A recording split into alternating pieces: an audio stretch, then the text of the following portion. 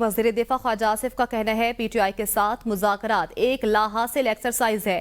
PTI से मुज़ाकरात का कोई नतीजा नजर नहीं आ रहा। बानी पीटीआई के ट्वीट के बाद मुज़ाकरात बेमायनी हो गए हैं। पीटीआई के बयानात से मुज़ाकरात की कामयाबी का इम्कान तकरीबन खत्म हो गया। हम मुज़ाकरात के हवाले से अब भी उम्मीद रखते हैं, मायूस नहीं हैं। ख्वाजा आसिफ ने दावा किया है बानी पीटीआई अमरीका की नई इंतजामिया से एनआरओ मांग रहे हैं। मुज़ाकरात के हवाले से ये तासुर नहीं होना चाहिए कि हम किसी डेडलॉक का शिकार हैं।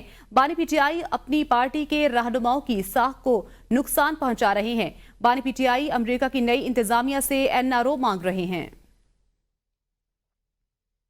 बैरिस्टर गोहर का कहना है मुज़ाकरात में किसी किस्म का तातुल नहीं होना चाहिए। हमारी कोशिश है कि मुज़ाकरात कामयाब हों।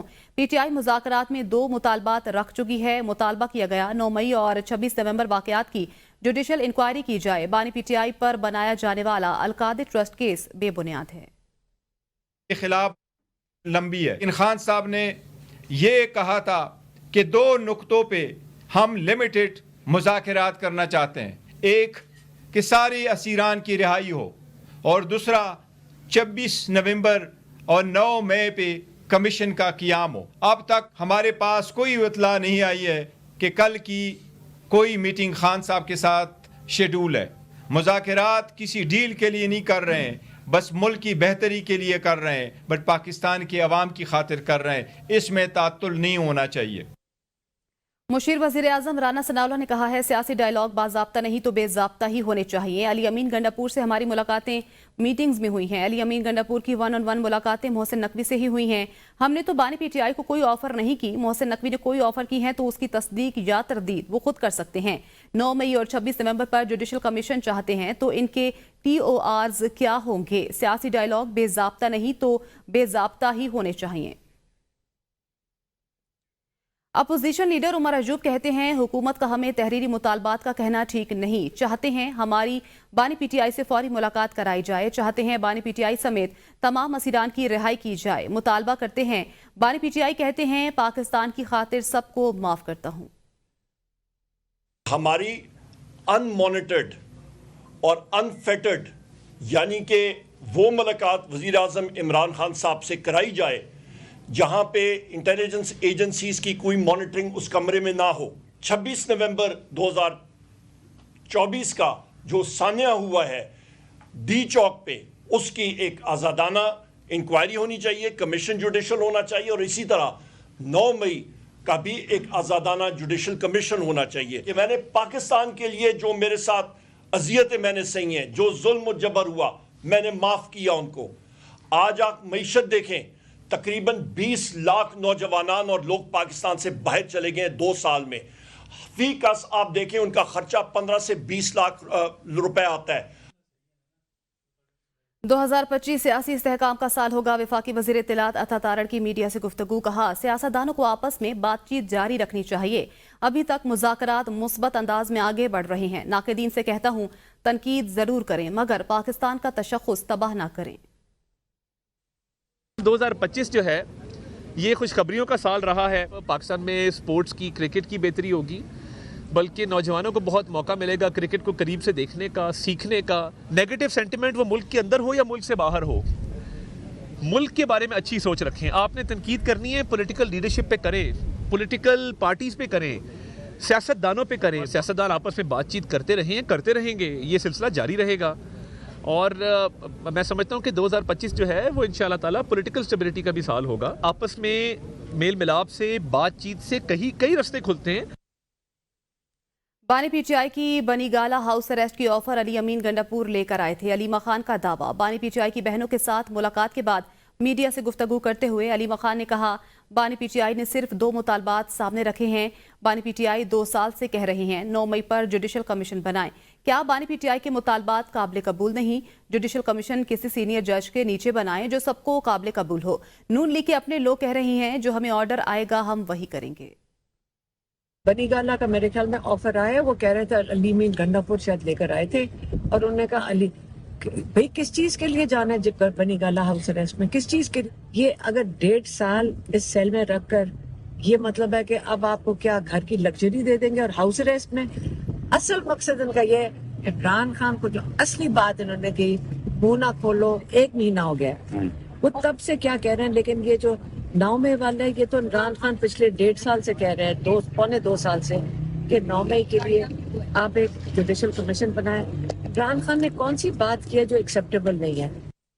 وزیر اعظم شہباز شریف کی زیر صدارت وفاقی کابینہ کا اجلاس، کابینہ نے ریونیو ڈویژن کی سفارش پر فیڈرل بورڈ آف ریونیو کے infrastructure cooperation of electronic rhymes act کے تحت کرٹیکل انفراسٹرکچر قرار دینے کی منظوری دے دی۔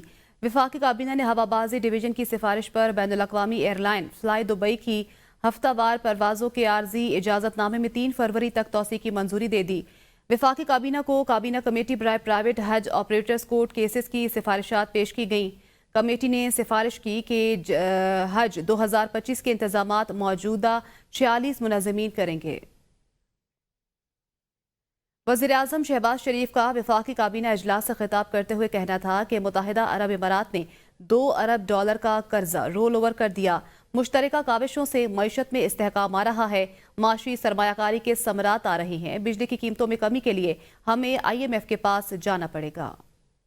بجلی کی قیمت کم نہیں ہوگی، ہماری انڈسٹری، ہماری زراعت، ہماری ایکسپورٹس، کامرس یہ ترقی نہیں کر سکتی۔ اس کے لیے IMF کے پاس جانا پڑے گا۔ اس میں یقیناً ہمارے کولیگ سے بات کریں گے اور معاملے کو آگے بڑھائیں گے۔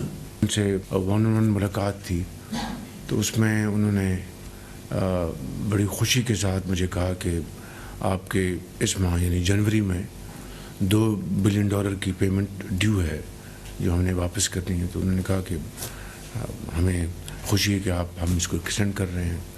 تو انہوں نے وہاں پر فوری طور پر لوئر کرم میں انفارچونیٹلی یعنی امن معاہدے کے بعد پھر ایک واقعہ ہوا اور وہاں پر قافلے پر حملہ کیا گیا اور ڈپٹی کمشنر وہاں پر زخمی ہو گئے۔ یہ جو ہیومن جو سمگلنگ کا جو مکروہ جو دھندا ہے اور پچھلے کئی سالوں سے جاری ہے، اور میں ریگولر اس کی میٹنگ میں خود لے رہا ہوں تاکہ اس مکروہ دھندے کو ہمیشہ کے لیے ختم کیا جا سکے۔ حکومت نے مختلف محکموں میں 1.5 لاکھ آسامیاں ختم کر دیں۔ وفاقی وزیر خزانہ محمد اورنگزیب کہتے ہیں جو ادارے کارآمد نہیں انہیں بتدریج ختم کریں گے۔ وزارت science and technology, food security, قومی صحت کی وزارتوں میں 25 محکموں کو بند کر رہی ہیں۔ صاحب نے ایک کمیٹی بنائی which was a high powered committee for right sizing of the federal government۔ اداروں کی جو افادیت ہے، جو ان کا امپیکٹ ہے 30 سال کا، 40 سال کے جو یہ ادارے ہیں ان کا امپیکٹ ہے کہ نہیں ہے۔ جو خرچہ ہے وہ تقریباً 900 بلین کا خرچہ ہے جو وفاقی حکومت کا خرچہ ہے رفلی۔ وزارت دفاع ایگزیکٹو ادارہ ہے، آئین کے مطابق ایگزیکٹو عدلیہ کا کردار ادا نہیں کر سکتا۔ سویلینز کے فوجی عدالتوں میں ٹرائل کے فیصلے کے خلاف اپیل پر سماعت کے دوران ججز نے ریمارکس میں کہا کہ کوئی بھی ادارہ شہریوں کو بنیادی حقوق سے محروم نہیں کر سکتا۔ مزید تفصیلات اسلام آباد سے اس رپورٹ میں۔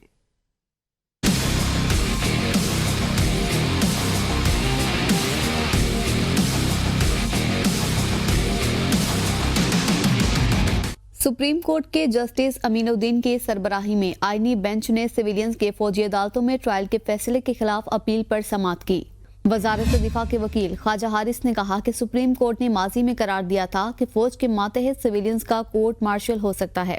جسٹس جمال مندوخیل نے استفسار کیا کہ موجودہ کیس میں متاثرہ فریق اور اپیل دائر کرنے والا کون ہے۔ خواجہ حارث نے کہا کہ اپیل وزارت دفاع کی جانب سے دائر کی گئی ہے۔ جسٹس جمال نے پوچھا کیا وزارت دفاع ایگزیکٹو ادارہ ہے؟ ایگزیکٹو کے خلاف اگر کوئی جرم ہو تو کیا وہ خود جج بن کر فیصلہ کر سکتا ہے؟ ایگزیکٹو عالیہ کا کردار ادا نہیں کر سکتا کیونکہ فوجی عدالتوں کے کیس میں بنیادی آئینی سوال ہے۔ وکیل وزارت دفاع نے کہا کہ کوئی اور فورم دستیاب نہ ہو تو ایگزیکٹو کو فیصلے کا اختیار ہے۔ جسٹس جمال مندوخیل نے کہا کہ قانون میں انسداد دہشت گردی کی عدالتوں کا فورم موجود ہے۔ قانونی فورم کے ہوتے ہوئے ایگزیکٹو خود کیسے جج بن سکتا ہے؟ وزارت دفاع کے وکیل خواجہ حارث نے کہا کہ آپ کی بات درست ہے۔ جسٹس جمال مندوخیل نے کہا کہ آئین کا آرٹیکل 8(3) فوج کے ڈسپلن اور کارکردگی کے حوالے سے ہے۔ کیا فوجداری معاملے کو آرٹیکل 8(3) میں شامل کیا جا سکتا ہے؟ وکیل وزارت دفاع نے کہا کہ افواج پاکستان کے لوگ بھی اتنے ہی شہری ہیں جتنے دوسرے شہری۔ جسٹس جمال مندوخیل نے کہا کہ آئین میں شہریوں کا نہیں پاکستان کے شہریوں کا ذکر ہے. سوال کی یہی ہے کہ فوج کے لوگوں کو بنیادی حقوق سے محروم کیسے کیا جا سکتا ہے. فوجی عدالتوں میں سویلینز کے ٹرائل کے خلاف انٹرا کورٹ اپیل پر سماعت بدھ کو دوبارہ ہوگی. وزارت دفاع کے وکیل خواجہ حارث دلائل جاری رکھیں گے. سیگو گروپ کی جانب سے پاکستان کی موبائل مارکیٹ میں عمدہ فرنیچرز کے ساتھ 30 سستے موبائل متعارف کروائے گئے ہیں. کراچی اور لاہور میں لانچنگ کے بعد سیگو گروپ کو نہایت اچھا رسپانس ملا. سیگو گروپ کے CEO ذیشان یوسف کہتے ہیں اعلیٰ معیار کے ساتھ مارکیٹ میں نام بنائیں گے. سیگو گروپ کی جانب سے پاکستان کی موبائل مارکیٹ میں عمدہ فیچرز کے ساتھ سستے موبائل متعارف کروائے گئے ہیں. کراچی اور لاہور میں لانچنگ کے بعد سیگو گروپ کو نہایت اچھا رسپانس ملا. سیگو گروپ کے CEO ذیشان یوسف کہتے ہیں اعلیٰ معیار کے ساتھ مارکیٹ میں نام بنائیں گے. یہ پاکستانی برانڈ ہے اور پوری دنیا میں جا کے انشاءاللہ ایک ہر جگہ پر برانڈ آپ کو نظر آئے گا اور ہر ملک میں نظر آئے گا. Basically it's a global Pakistani brand, so انشاءاللہ you will see some good things coming up. تقریب میں شریک ٹریڈرز بھی سیگو موبائل کی مناسب قیمت اور معیار کے معترف تھے. وہ ابھی بالکل جیسے نیا فون لانچ ہوا ہے آپ کے سامنے, اور اسپیسیفیکیشن جیسے ہمارے جو اور کمپنیاں سیم اسپیکس کے اندر جو فون دے رہی ہیں اس کی پرائس اسے آلموسٹ یعنی کہ ڈبل کے قریب ہے, اور اس سے مطلب 50% پرائس کے اندر آپ کو اس سے بہتر کوالٹی میں دے رہے ہیں, تو اس سے زیادہ اور کیا چاہیے. بہت اچھا کم بیک کرے گا مارکیٹ میں انشاءاللہ.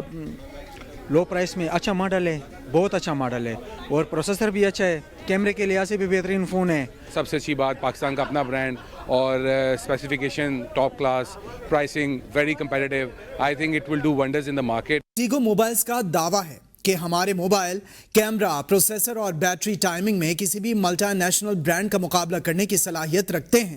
کیمرامین اشفاق حسین کے ساتھ ارشد شاد, ABN نیوز, اسلام آباد. وزیر اعلیٰ پنجاب مریم نواز کا کہنا ہے ہیلتھ کلینک کی اجرا پر پوری قوم مبارکباد کی مستحق ہے. حکومت کو ہر روز ایک نیا چیلنج ہوتا ہے. آبادی بڑھ رہی ہے اور چیلنجز میں اضافہ ہو رہا ہے. پچھلے دور میں لوگوں کو مفت ادویات بند کر دی گئی تھیں. مفت ادویات کی فراہمی رکنے کے بعد کینسر کے مریض سڑکوں پر آ گئے تھے. شاباش کے مستحق ہیں. جب سے میں نے اوتھ لیا ہے چیف منسٹر کا, میرے خیال میں میرا سب سے بڑا چیلنج, ویسے تو چیلنجز اگر آپ نے کام کرنا ہو تو چیلنجز ہر روز ایک نیا چیلنج ہوتا ہے. ان کے چیلنجز ہیوج ہیں. پاپولیشن بڑی ہے. جو دوائیاں ہاسپٹلز میں لوگوں کو فری ملتی تھیں, وہ دوائیاں ادویات جو ہیں وہ 90% سے 30% پہ آ گئی تھیں. لوگوں کو فری دوائی بند کر دی تھی پچھلے دور میں. کینسر کے پیشنٹ سڑکوں پہ آ گئے تھے کیونکہ ان کا علاج, فری علاج ختم کر دیا. شرجیل میمن کا کہنا ہے وفاقی حکومت کو منصوبوں کے لیے پیسے رکھنے چاہیے. وفاقی حکومت کی نااہلی اور بدنیتی کی وجہ سے حیدرآباد سکھر روڈ نہیں بن پائی. نیشنل ہائی وے اتھارٹی کی طرف سے سندھ میں زیادتیاں کی جا رہی ہیں. ٹیکس لینا اچھی بات ہے مگر سہولیات بھی دیں تب ٹیکس لیں. کہ وہ سڑکیں جو وفاقی حکومت کے پاس ہے ان کا نہ صرف برا حشر ہے, حیدرآباد اور سکھر کا جو رستہ ہے وہ اس وقت پاکستان کی بری ترین شاہراہ ہے. یہ روڈ وفاقی حکومت کا اور وفاقی حکومت کی نااہلی اور بدنیتی ہے جس کی وجہ سے وہ سڑک آج دن تک نہیں بن پا رہی ہے. جب بھی بات آئے کہ جی حیدرآباد سے سکھر کی سڑک ہو تو کہتے ہیں جی اس کو ہم پبلک پرائیویٹ پارٹنرشپ میں بنائیں گے. کیوں بھائی پبلک پرائیویٹ پارٹنرشپ میں آپ بنائیں گے؟ آپ کیوں نہیں اس سڑک کو, اگر آپ پاس ہیں تو آپ اس سڑک کو پرائیورٹی دیں. برطانیہ کے شہر بریڈ فورڈ میں شدید برف باری کے بعد دھوپ نکل آئی. درجہ حرارت -7 ڈگری تک نیچے گرنے کا امکان. بریڈ فورڈ سے نمائندہ ABN قاضی کامران سے موسم کے حوالے سے تازہ ترین صورتحال جانتے ہیں. جی قاضی کامران بتائیے گا اس وقت بریڈ فورڈ میں موسم کی کیا صورتحال ہے؟ اس وقت میں موجود ہوں برطانیہ کے شہر بریڈ فورڈ میں جہاں شدید برفباری کے بعد اب سورج کی آنکھ مچولی جاری ہے. دھوپ سے جہاں برف پگھلنے کی امید ہوتی ہے وہاں بلیک آئس سے پھسلنے کا بھی خطرہ بڑھ جاتا ہے. برطانیہ کے کئی علاقوں میں اس وقت بھی برفباری جو ہے وہ جاری ہے. لیکن اگر میں بات کروں بریڈ فورڈ کی تو یہاں آج بھی سکول جو ہے بند رکھے گئے ہیں. معاملات زندگی جو ہے وہ بری طرح متاثر ہیں. جی سفاری پارک کراچی میں گزشتہ ماہ انتقال کر جانے والی ہتھنی سونیا کی پوسٹ مارٹم رپورٹ آ گئی. رپورٹ کے مطابق انتقال کی وجہ پھیپھڑوں کے ٹیشوز اور تنفس کی بیماری اور سپیس پیدا ہونا تھا. ترجمان بلدیہ عظمیٰ کراچی علی حسن ساجد کے مطابق post mortem university of veterinary and animal sciences Lahore کے ماہر پیتھولوجسٹ سے کرایا گیا. بین الاقوامی ماہرین کی مشاورت سے سفاری پارک کی دیگر 2 ہتھیوں کا بھی طبی معائنہ مکمل کرایا جا رہا ہے. پوسٹ مارٹم رپورٹ کی روشنی میں ہتھنیوں کو جراثیم اور انفیکشن سے فوری حفاظت فراہم کی جائے گی۔ بین الاقوامی ماہرین کے تعاون سے سفاری پارک کے جانوروں کی دیکھ بھال کا انتظام کیا جائے گا۔ خواتین کے حقوق کی پامالی پر افغانستان کے خلاف میچ کا بائیکاٹ کریں۔ لاہور میں میچ نہ کھیل کر افغان طالبان کو پیغام دیں۔ انگلش ٹیم پر چیمپئنز ٹرافی سے قبل دباؤ۔